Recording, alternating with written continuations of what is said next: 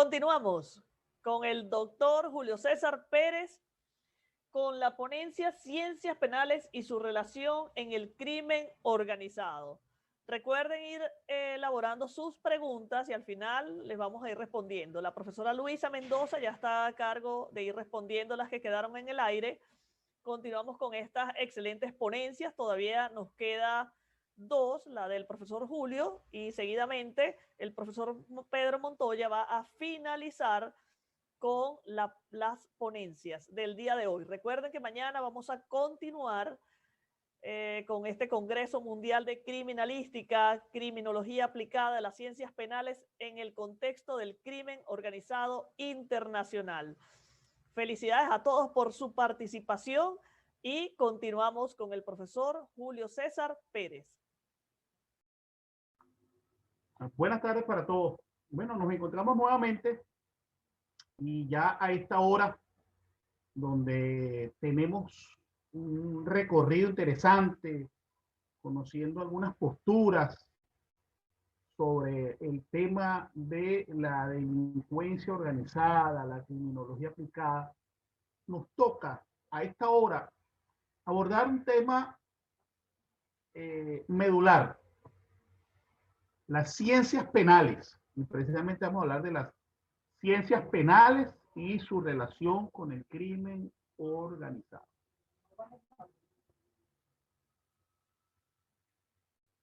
Vamos a realizar un recorrido que nos permita efectivamente poder hablar de las ciencias penales. Las ciencias penales son parte de la disciplina científica que tiene como objeto de estudio el análisis y sistematización del conjunto de normas que configuran el ordenamiento jurídico penal. Es una relación de disciplinas que van de la mano una con otra para tener un resultado. Comenzamos nuestro congreso hablando de la criminología. Y es un aspecto fundamental respecto del análisis de los elementos socialmente inadaptados como individualidades dentro del proceso de la organización criminal, esta organización criminal organizada que desarrolla unas actividades de depredación social respecto de un país o más países. Y pasamos inmediatamente a considerar ese aspecto general de la criminalística, ese aspecto general de la delincuencia organizada, pero también el aspecto general de la investigación criminal. Y de la mano con las ciencias criminológicas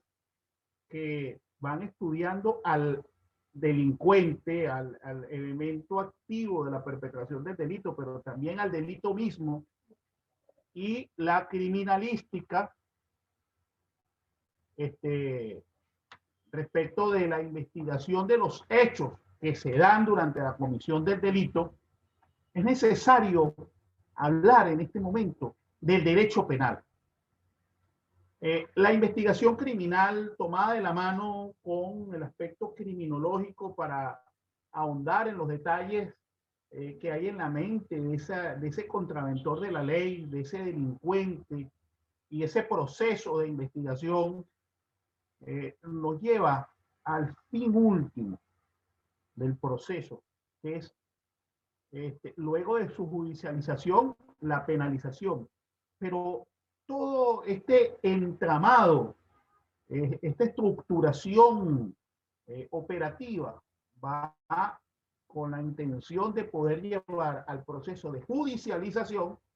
al elemento contraventor, al elemento activo de la perpetración del delito. Y esa judicialización es posible gracias al derecho penal sustantivo, para poder visualizar, poder plantear una pena respecto de un delito, y que ese derecho penal va a estar en el aspecto sustantivo y va a estar en el aspecto adjetivo cuando ese proceso, para llegar a esa penalización, se plantean las formas de poder realizar un proceso. Entonces hablamos precisamente qué es la ciencia jurídico-penal, una disciplina científica que tiene como objeto el estudio, análisis, sistematización del conjunto de normas que configuran el ordenamiento jurídico penal, en el aspecto sustantivo y en el aspecto adjetivo. El Código Penal, fundamentalmente, y los códigos de procesamiento penal, es decir, la forma que va a llevar este proceso para poder llegar a esa penalización. ¿Vale? Dentro de la visión del crimen, dentro de la visión del proceso penal, el crimen organizado, se plantea como un fenómeno relativamente nuevo de cara a todo lo que ha sido la visión que se tiene del delito común. Por lo menos tiene una dimensión social que desde hace muy poco se viene tramitando, tiene una afectación, lógicamente, en los diferentes continentes y respecto del europeo, se puede decir que es de reciente aparición. Sin embargo, hay una caracterización seria que se ha dado precisamente para un abordaje técnico y efectivo en el combate a la delincuencia organizada. Entonces, en este sentido, es necesario que hablemos de que es un fenómeno muy complejo que se debe abordar desde diferentes perspectivas. Un análisis en lo económico, un análisis en lo político, un análisis en lo social, pero también diferentes disciplinas van estudiando el fenómeno y es necesario hablar de un fenómeno antropológico, un análisis antropológico que nos permita saber cómo nace, cómo se estructura, cómo se compone y vamos transitando precisamente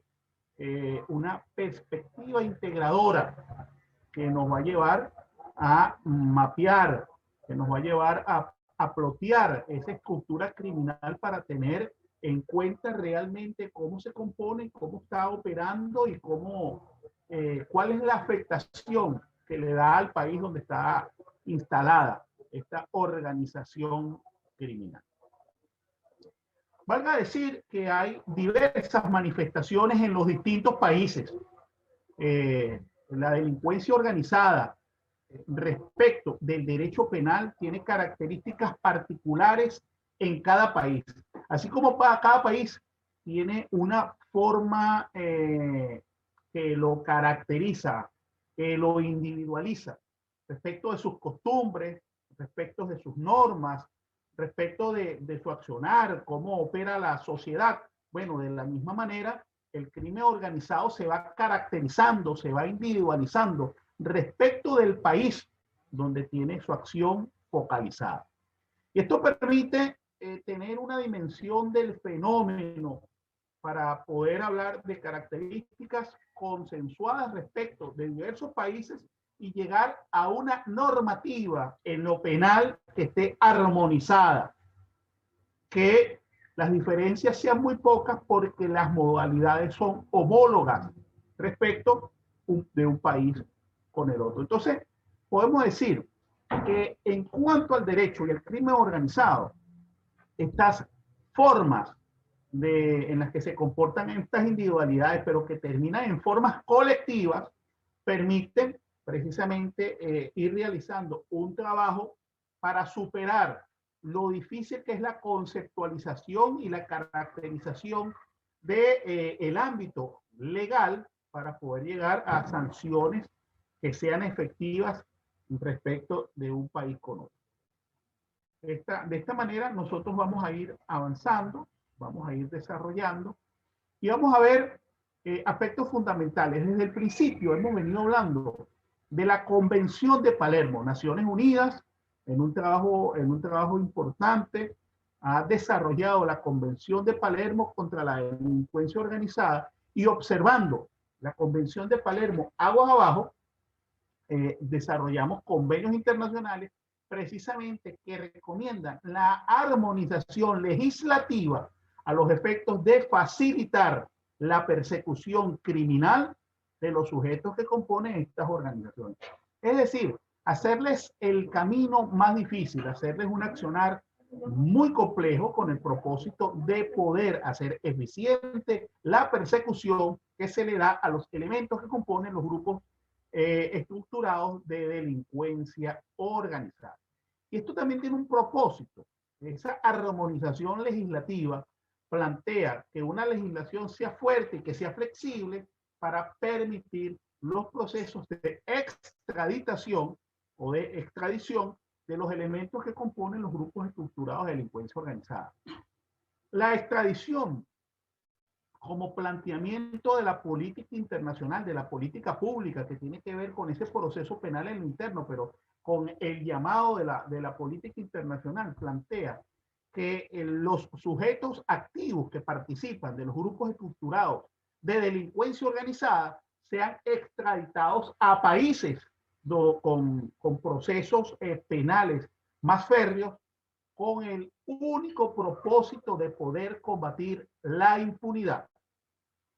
Legislaciones genuflexas,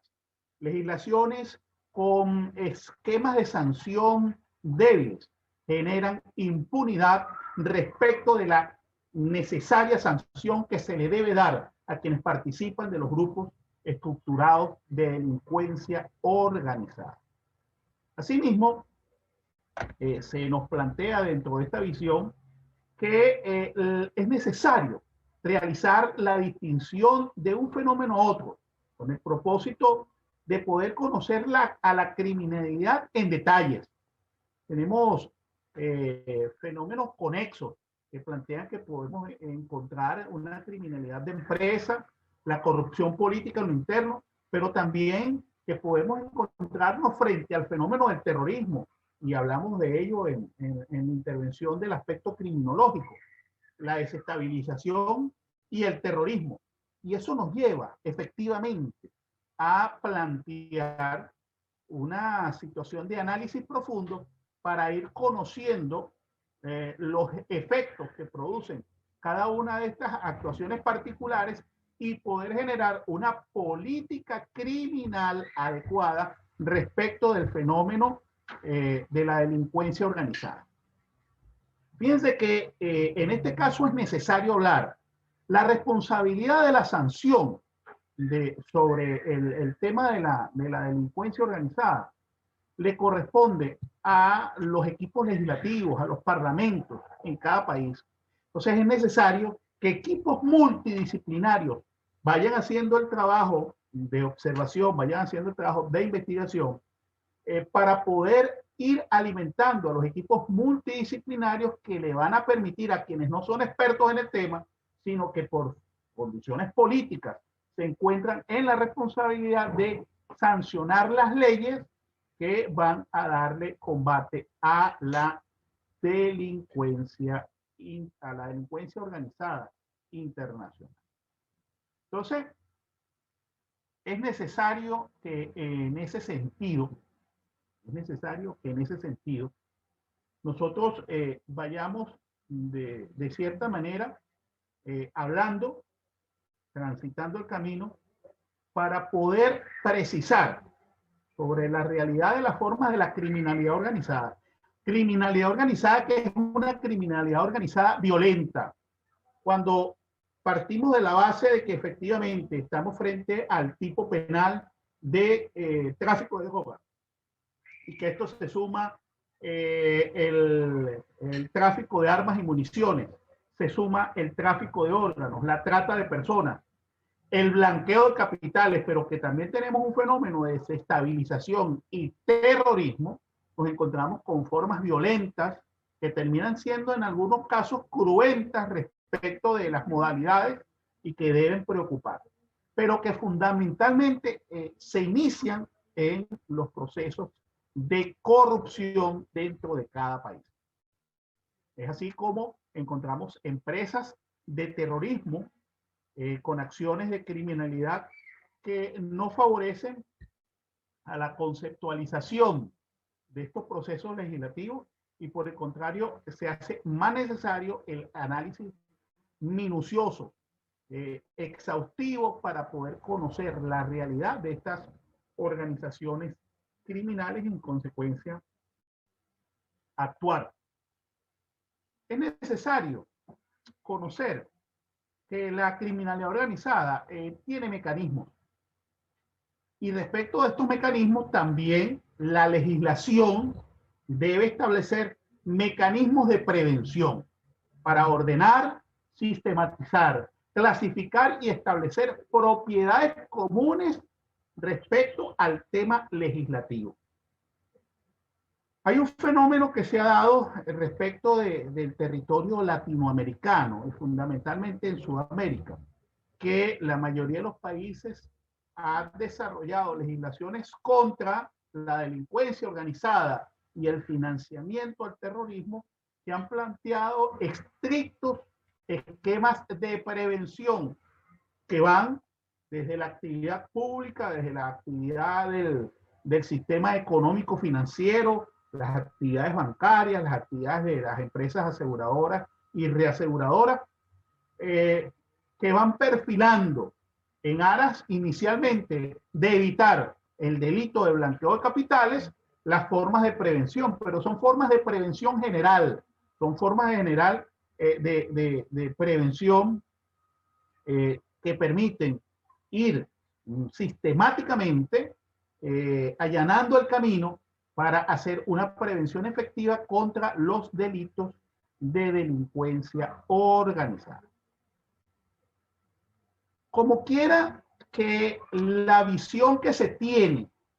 del derecho penal respecto del crimen organizado pasa por una sanción fuerte, una sanción contundente contra estos elementos socialmente inadaptados que participan de la delincuencia organizada, que son parte de estas organizaciones criminales que le hacen daño a la seguridad, a la certidumbre, que le hacen daño a la paz, al sosiego que debe imperar en las naciones. El derecho penal va diseñando mecanismos a través de sus principios generales del derecho penal, que van facilitando el trabajo final de la legislación penal respecto del crimen organizado. Y esos aspectos pasan por el principio de la legalidad. No podemos plantear irresponsablemente una lucha per se contra la delincuencia organizada si no tenemos bases sustentables, bases sólidas, que permitan precisamente una guerra frontal, pero efectiva, no simplemente de medios de comunicación efectivas.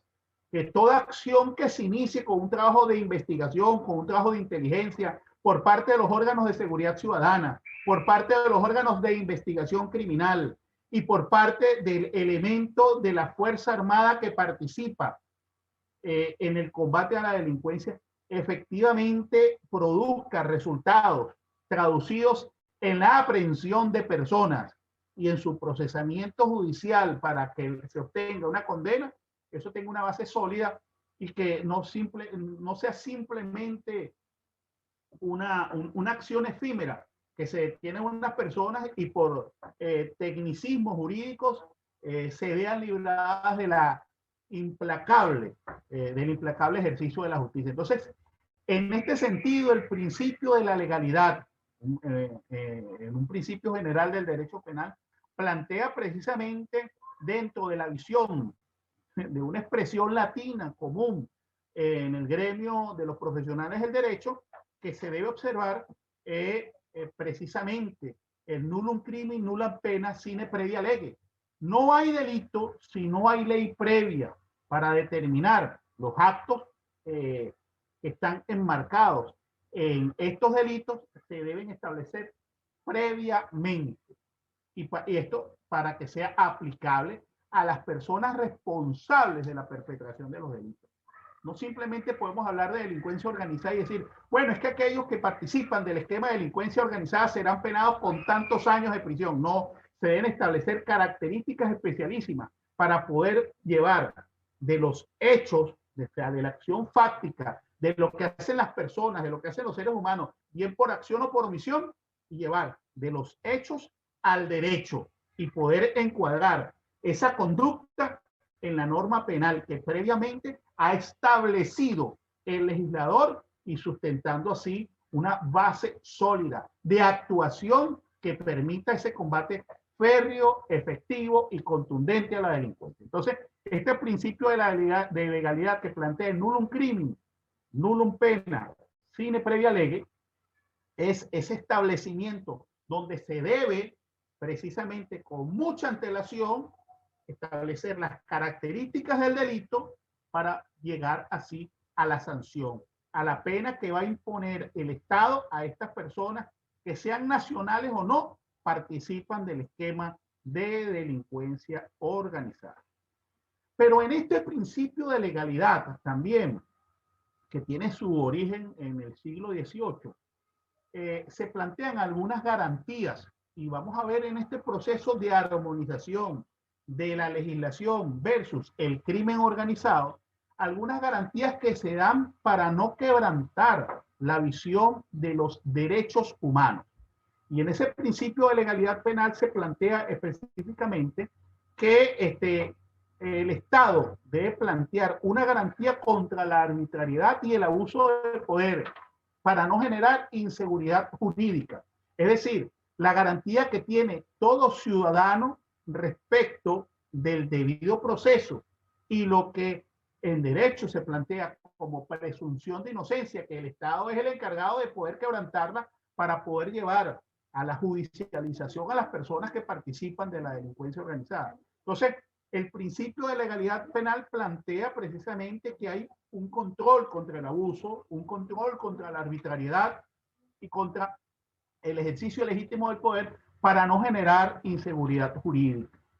Pero vamos a ver también más adelante cómo este proceso del principio de legalidad penal plantea otras cosas que son interesantes respecto de la delincuencia organizada, porque vimos en función de la estructuración de los tipos penales cómo se incorpora al final los procesos de terrorismo y desestabilización del Estado. Terrorismo que valga decir que al generar terror en la población no distingue sobre sus víctimas y puede generar múltiples víctimas aún cuando el acto no haya sido destinado para estas últimas. Porque al final lo que busca el grupo de delincuencia organizada en aras de desestabilizar o generar una acción de terror es por medio de la fuerza tratar de doblegar al Estado, y en esas acciones existe y se genera lo que se llama víctimas asociadas a estas acciones violentas. Entonces, en este sentido, el derecho penal, los estados observan en función de estas garantías de derechos humanos que se va a ir respetando el principio de legalidad penal para que la sociedad no se vea afectada en lo interno por este esquema de delincuencia organizada, que se estructure de la mejor manera, pero que a su vez podamos entender que es necesaria la armonización legislativa. Si hay un elemento importante en todo este accionar es que mientras en el plano de los órganos de seguridad ciudadana, los criminólogos hacen su trabajo, los criminalistas hacen el suyo, los cuerpos de policía van generando una función de prevención y realizan intervenciones o hacen aprehensiones de personas en función de la comisión de los delitos, o bien porque sean detenidos de manera flagrante, o bien porque recaiga sobre ellos la requisitoria de algún tribunal y esto precise su intervención o aprehensión más allá del delito flagrante, es necesario que no se perturbe, que el Estado no tenga una perturbación de la tranquilidad social en lo interno respecto de este accionar. Pero también que los responsables de la legislación, quienes son los encargados de sancionar las estructuras legales que permiten llevar el encuadramiento que hemos dicho, los hechos fácticos, la acción o la omisión de la persona respecto de la estructura, de la forma que se ha concebido como delito y poder atribuirle una pena o una sanción, esas personas que no son especialistas en el tema conozcan de estos detalles, de esta caracterización, de este mapeo que se le hace a toda esta actividad para poder tener una noción aproximadamente cercana a la realidad y poder tener una armonización legislativa que nos permita sancionar. Entonces, en este sentido, es necesario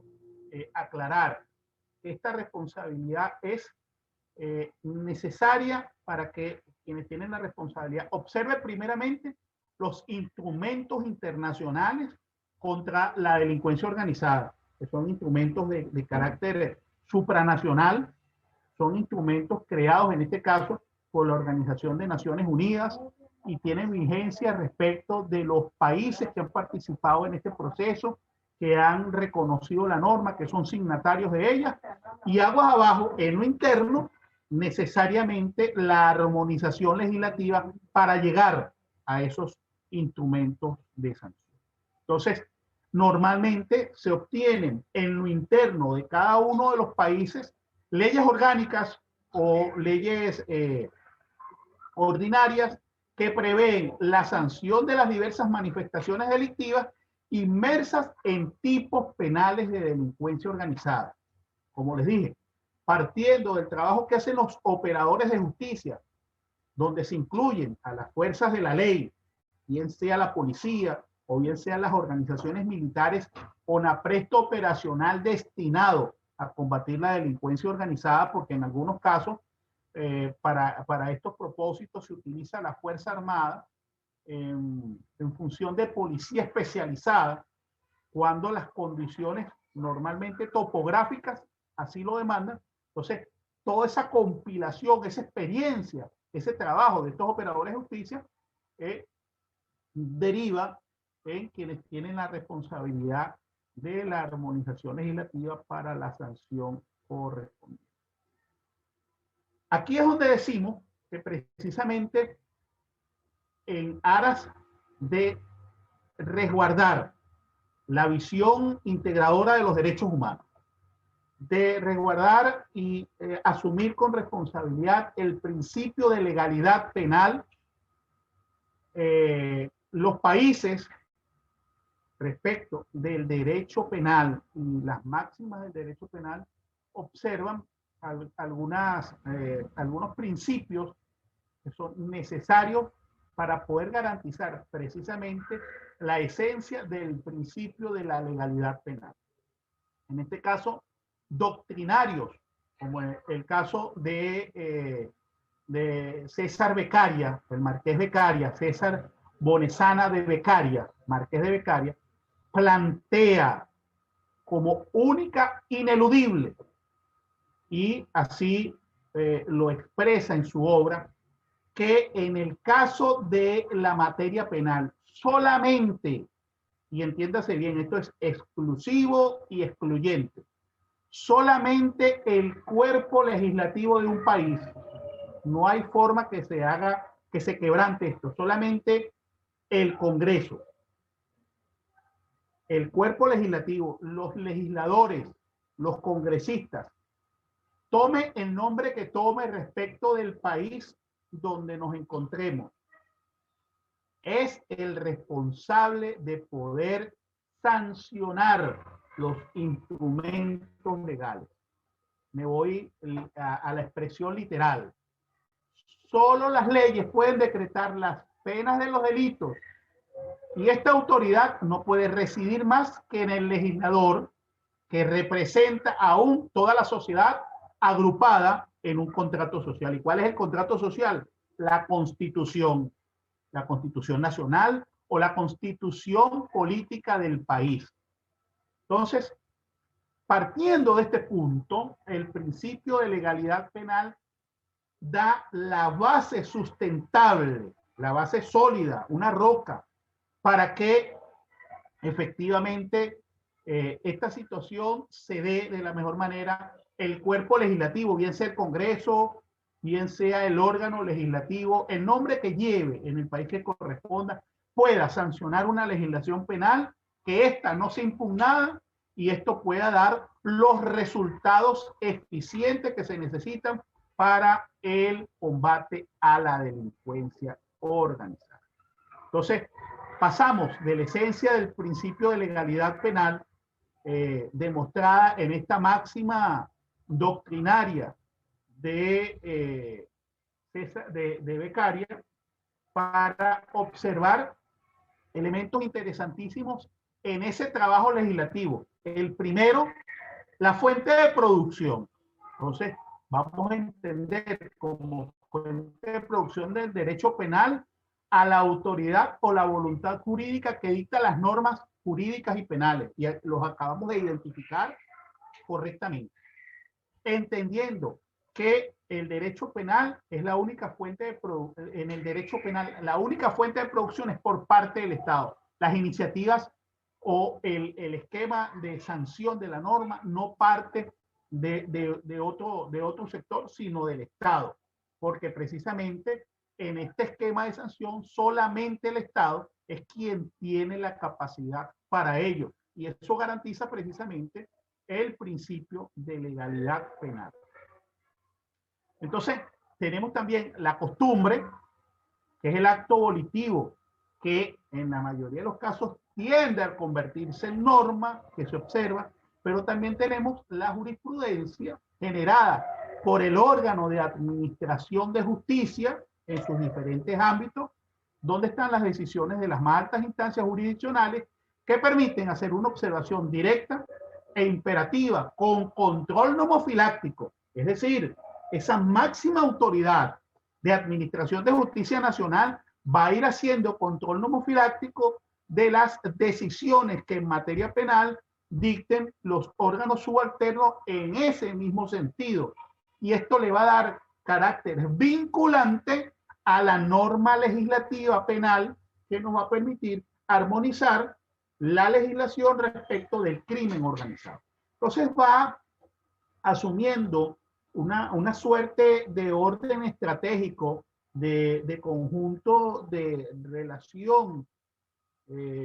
sobre el engranaje necesario para que entre la acción de los operadores de justicia, la acción de los órganos de seguridad ciudadana, se traduzca toda la experiencia compilada en el órgano legislativo y se pueda sancionar respecto a la fuente originaria del derecho, a la costumbre, a la jurisprudencia, pero también a la doctrina, porque aquí debe observarse la doctrina de diversos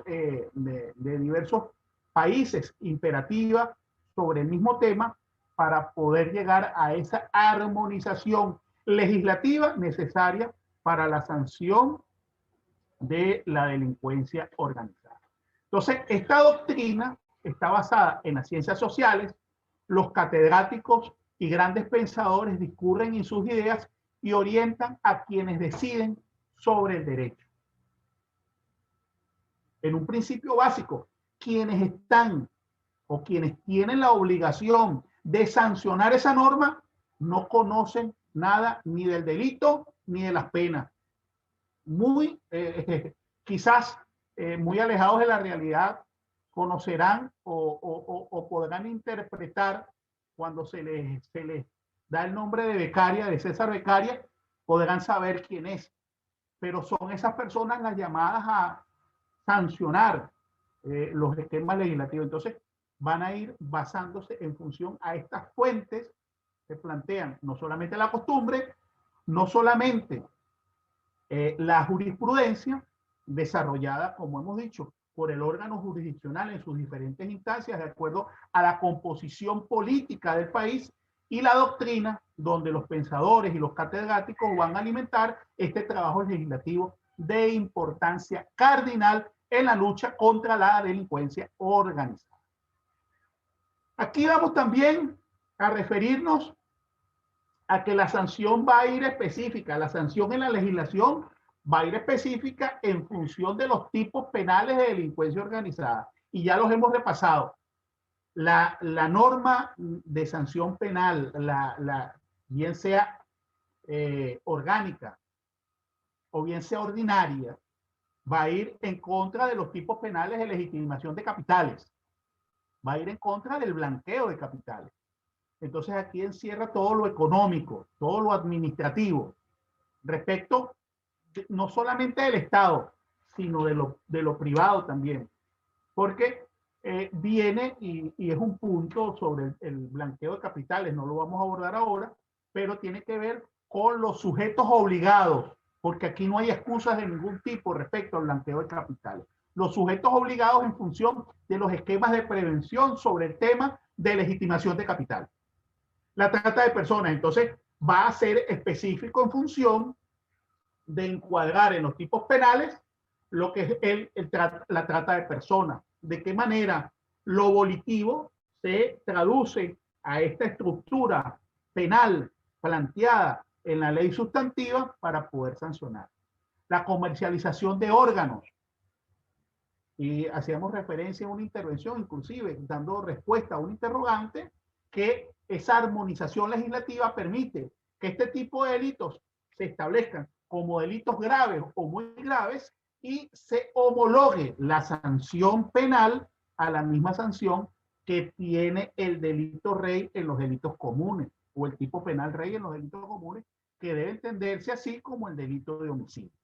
El tráfico de drogas, sustancias estupefacientes y prohibidas, que se considera hoy día a nivel del orbe como una perturbación contra derechos fundamentales. La visión que se tiene hoy día, que el tráfico de drogas, su preparación, su tráfico, su distribución y consumo terminan afectando derechos fundamentales. Y al terminar afectando derechos fundamentales, la legislación va a prever que son acciones que van contra lo máximo que tiene el ser humano y no dan beneficio alguno respecto de la legislación legal, de la legislación en materia penal. El tráfico de armas, municiones y explosivos con todo lo que involucra y que conlleva intrínsecamente a este tema de terrorismo y desestabilización. Entonces, bajo esta concepción, vamos en este entramado, el órgano legislativo tiene la responsabilidad de poder conocer no solamente de los hechos, sino del derecho y armonizar legislativamente los instrumentos de sanción para dar sanción a los tipos penales dentro del concepto de delincuencia organizada. Pero aquí es necesario que también vayamos revisando aspectos fundamentales que tienen que ver con uno de los últimos tipos penales dentro de los grupos estructurados de delincuencia organizada, como el terrorismo. Y conocer, para hablar de terrorismo, conocer esa acepción metodológica que tiene. Y es que el terrorismo es el uso sistemático del terror, y hemos venido hablando de la generación de terror, utilizado por las organizaciones, grupos o individuos en la promoción de sus objetivos, donde pueden estar partidos políticos, nacionalistas y no nacionalistas, de derecha o izquierda, así como grandes corporaciones, grupos religiosos, racistas, colonialistas, independentistas, revolucionarios, conservadores y gobiernos en el poder. ¿Con el propósito de qué? De obtener un resultado. Se genera terror para atemorizar a la población en general y a través de esa generación de terror poder tener control sobre ella. Poder articular un esquema que les permita doblegar a la sociedad y asumir el poder, hacerse del poder a través de la fuerza en este caso terrorista, porque es un acto terrorista. Y en este sentido surge,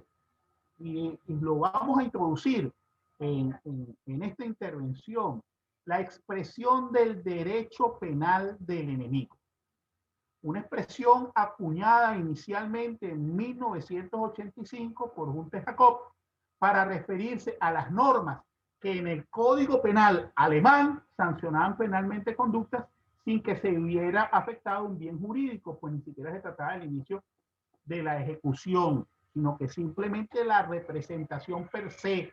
es decir, lo que representaba peligro, Pero ya en el 85, la expresión y la intención de Jacob de hablar del derecho penal del enemigo respecto de la legislación alemana causaba algunas molestias, pero con el paso de los años, esta concepción del derecho penal del enemigo se fue agudizando, y voy a poner como ejemplo los sucesos del 11 de abril en los Estados Unidos, cuando el mundo entero conoció un estado de guerra declarada. Esta circunstancia, y en la gráfica vemos precisamente una fotografía del ataque terrorista a las Torres Gemelas en Nueva York. Esta circunstancia le permitió a Jacob a referirse sobre los acontecimientos terroristas en los Estados Unidos para avanzar en el tratamiento del tema del derecho penal del enemigo, pero ya no considerado desde algunos doctrinarios como una situación peyorativa y lesiva de los derechos humanos, sino la necesidad que tienen los estados de defenderse ante acciones criminales extremas que generan una situación bien complicada respecto de la tranquilidad, la paz que requiere la sociedad. Entonces, el derecho penal del enemigo sería como una figura que se ha venido desarrollando, cuestionada, sí, en algunos momentos, porque debe ser bien manejada para no quebrantar derechos fundamentales. Y se debe tener una visión clara sobre quién es el sujeto, sobre quién debe aplicarse esta visión del derecho penal del enemigo. Esta visión del derecho penal del enemigo, entonces, hace dos concepciones, o plantea dos concepciones. El derecho penal de los ciudadanos es un derecho penal donde hay un respeto irrestricto a los derechos humanos, porque estos cometen delitos comunes y participan de actividades de delitos comunes, y el derecho penal del enemigo, que recae sobre aquellas personas que, generando terror, cometen delitos. Esto con el propósito de poder justificar filosóficamente el fundamento del derecho penal de los ciudadanos y del derecho penal del enemigo. Es decir, ¿qué consideración se puede tener sobre quien toma un avión cargado de pasajeros en pleno vuelo y lo convierte en un misil para estrellarlo contra una edificación, generando un número masivo de víctimas? Tienen realmente, y es la concepción filosófica que debe partir de este análisis, ¿tiene realmente las personas responsables de este hecho, de su planificación, de la simple idea de poder concretar el hecho, pero de quienes ejecutaron actos encaminados a desarrollar el secuestro del avión cargado de pasajeros, de convertirlo en un misil aéreo y estrellarlo contra un edificio lleno de personas? ¿Qué consideraciones deben tener respecto del tratamiento penal?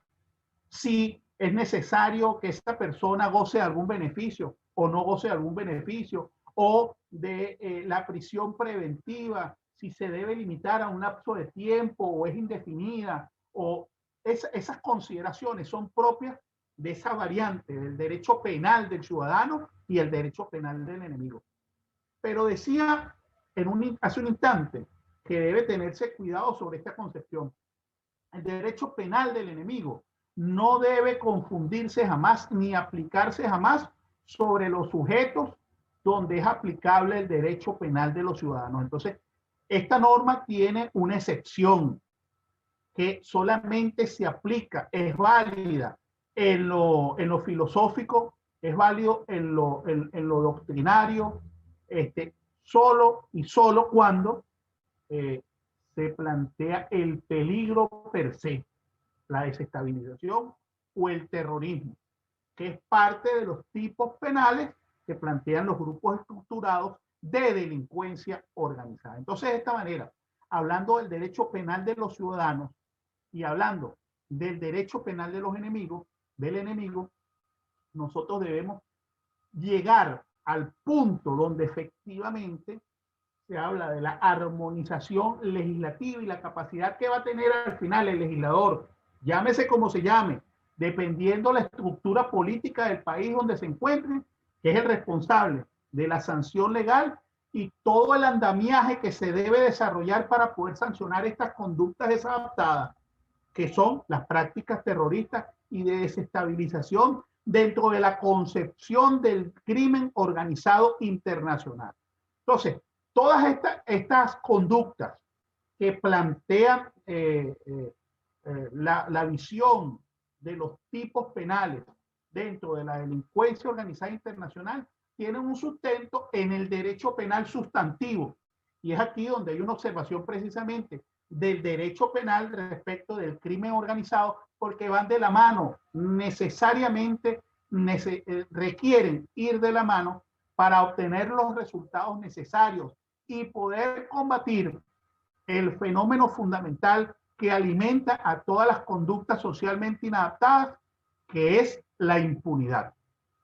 De esta manera, aperturamos el ciclo de preguntas y respuestas respecto de la armonización y el desarrollo interno.